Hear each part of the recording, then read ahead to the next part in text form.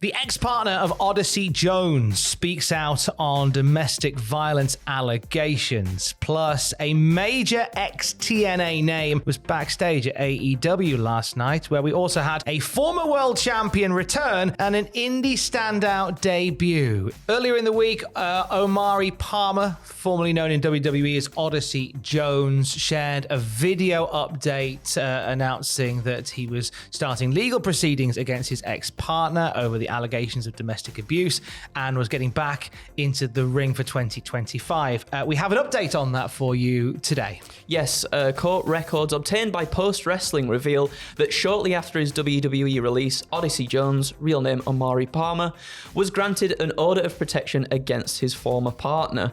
Palmer was granted a temporary injunction for protection against dating violence on September 6th and was extended first on September 17th until November 17th and again on January 6th for 3 years. Within the filing for the order, Palmer alleged he was subject to harassment and threats by his ex-partner, including physical attacks.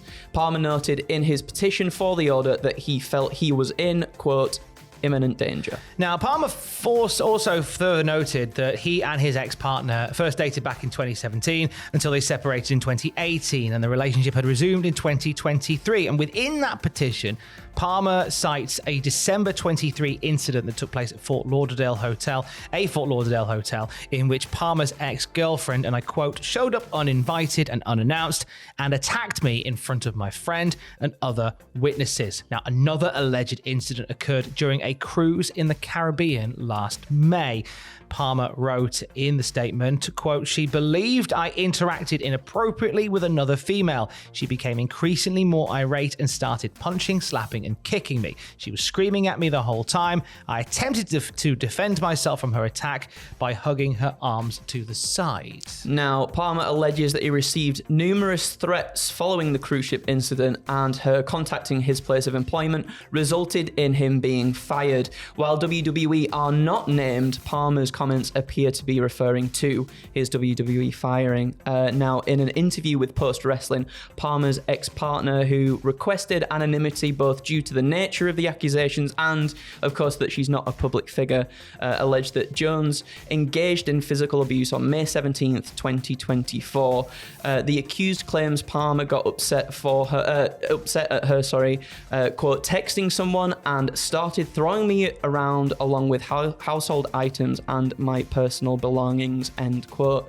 The police report filed on May 23rd also stated she was slammed to the floor twice. The report was accompanied by photos showing bruises on her shoulders and her legs. She also talked about the cruise incident, which we've mentioned just a few moments ago.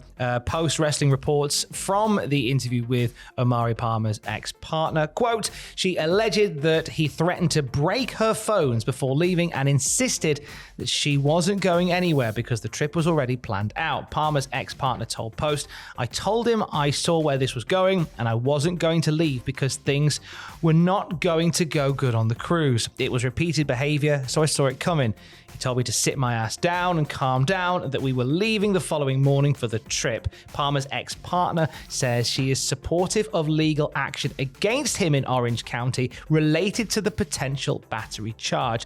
She says, quote, I am no longer scared to speak up after he instilled fear in me for so long. Now, the article from Post was shared by Fightful, and Palmer also commented on that on Twitter, saying, these are claims I'm facing. They are false, and as said prior, I will be taking legal action against said party. More information will come during our court hearings. There is more of a breakdown of, first of all, the interview, which was conducted by Post Wrestling on their website, and you can find more details about the court filing at cultaholic.com. If you are worried that a friend, a neighbor, or a loved one in the UK is a victim of domestic violence, you can use the National Domestic Abuse Helpline for free and confidential advice. They're open 24 hours a day. The number is on the screen now, 0808 2000 24/7. In the US, victims of domestic violence can call the National Domestic Violence Hotline. That number on the screen now, 1-800-799-SAFE, or you can text START to 88788. We'll let you know more about the story as we get it, as I say, at cultaholic.com. Let's go to Dynamite from last night. A big debut from the indie scene and a big return to talk about. But first of all, quite the major name from TNA's past backstage. Yeah, PW Insider reported that former TNA head Scott D'Amore was backstage at Dynamite Maximum Carnage last night. D'Amore obviously recently launching Maple Leaf Pro, a wrestling promotion based out of Canada. I am excited that this could possibly lead to Scott D'Amore doing something in either AEW or maybe just an on-screen character or behind-the-scenes character. Scott is such a good get for any promotion. Agreed. Like, when we heard everything that was happening with TNA and him leaving TNA, it was like, oh my God, someone has to scoop him up quickly because he is an incredible mind for the business and did incredible things for TNA. I was wondering, like, obviously, because you've got Don Callis, who I believe is the color commentator on Maple Leaf Pro as well. Obviously, there's some like crossover stuff there. I'm assuming we'll see more of that happen in the future as well. Yeah, well, we had Takeshita defend the international title on Forged in Excellence, the first show from Maple Leaf Pro. So there's obviously a working relationship there, but I love the idea of him being backstage to maybe talk about getting more involved in the product of AEW. Oh, that'd be great to see. On the screen, talking things that we are happy to see, Megan Bane made her surprise AEW Dynamite debut during the Women's Casino Gauntlet match.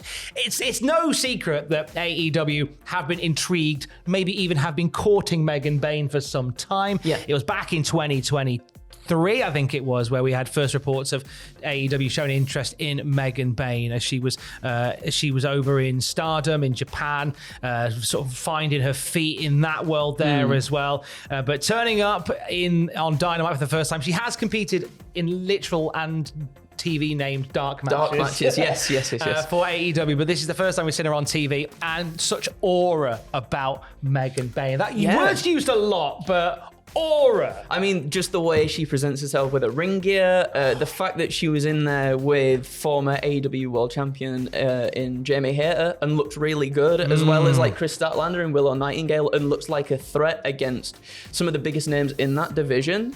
Was a really good way to present her, I feel like. Like, her first proper like outing on a Dynamite, incredible. I thought she did really, really well and looked, again, like a threat within that division. Fair play to Mariah May as well on commentary, who was metaphorically pooping her britches I'm pretty at sure the sight of Megan Bane. Sorry to interrupt there. I'm pretty sure she said, "What does she eat? Babies?" That's a pretty good, that's a pretty good, a good way to put someone up, right? Hey, who am I to doubt what diet trends are doing the rounds on Instagram these days? She didn't win the match. Obviously, that win went to Toni Storm. They couldn't have got that match graphic up any quicker if they tried for the Grand Slam Australia show. It'd be Toni Storm versus Mariah May. But look great in there. You've got to believe this isn't the last time that we see her. Yeah, I think we're going to see more of her for sure. Also, last night, we saw the return of a former world champion. Yeah, we sure did get the horns out, everybody, because Samoa Joe is back in AEW. There we go. That's it.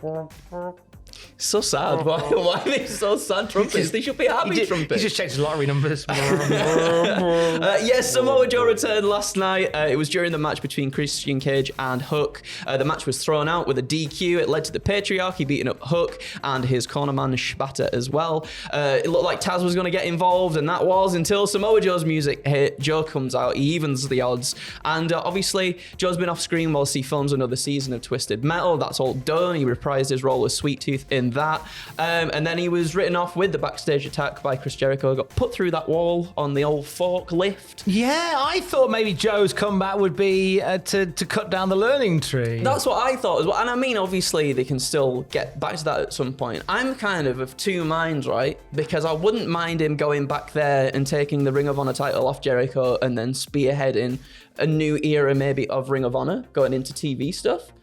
But at the same time, with the Death Rider things that are happening at the moment, I wouldn't mind if Samoa Joe came in and took that belt away and we could move on to new things too. So Joe to get into the mix there to defend AEW from the Death Riders.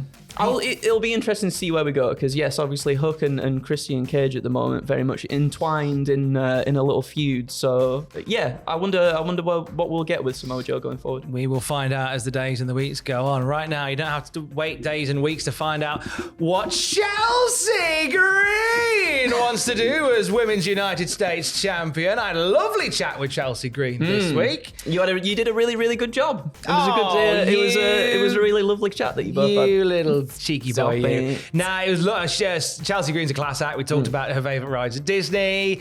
We talked about the curse of the women's tag titles, because someone's got to address it. Someone's got to address it. Forgive me, I may have accidentally started potentially some beef with her and Piper Niven. Oh. Didn't mean to. It was just an accident. I was just being a bit silly Billy. Being a bit naughty. Being a bit naughty, and I think I might have accidentally kicked a BI over there. But that and loads of other stuff we have a chat about. She's on the YouTube channel with me right now. You can listen to the audio version on the podcast feed too. And for the very latest wrestling news at any time, you can check out cultaholic.com. Kiss. I love you, bye.